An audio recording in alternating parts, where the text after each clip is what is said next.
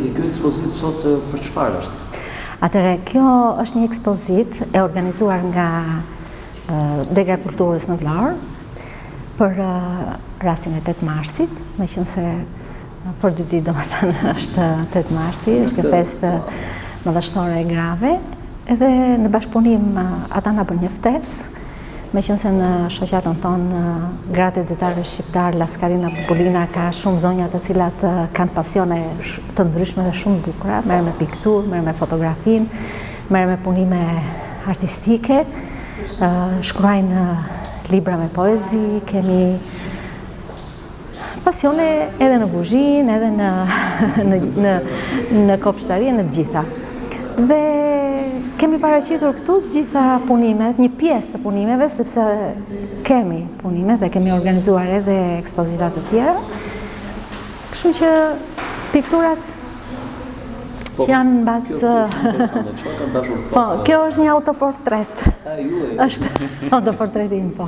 Mua më pëlqen personalisht piktura moderne, por këtu zonjat kanë preferencat të ndryshme, kanë natyrën, kanë detin, kanë pejsazhet, edhe fotografitë janë të natyrave të ndryshme, janë pamje të fiksuara nga qyteti i Vlorës, por edhe jashtë. Ka dhe punime dore, në qëndistë të arri, në punime me gre, punime me shtiza, dhe gjithashtu kemi edhe librat. Ju jeni dhe shkrimtarë në kohë. Shkrimtar është fjalë e madhe, por jam e apasionuar pas poezisë. Kam një libër me poezi që titullohet Qëndisje me fije dielli dhe një libër në prozë poetike që është Njeriu lind si një ditë e bukur. Këto janë, domethënë, veprat dhe pasionet, po.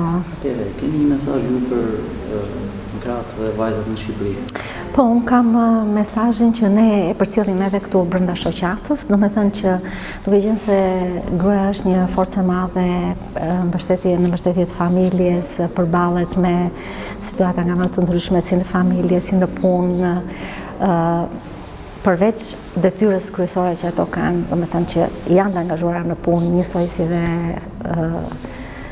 bashkëshortët e tyre, kontribuojmë pra për familjen, ato asnjëherë nuk duhet të heqin dorë nga pasionet, sepse vërja e detyrës dhe pasionet janë dy gjëra që e plotësojnë njëra tjetrën, dhe pasioni ndihmon ato detyrat, domethënë të bën të ndihesh mirë dhe ti lehtëson pak ato vështirësitë apo çfarë mund të themi tjetër përballjet që jeta çdo ditë domethënë na ofron.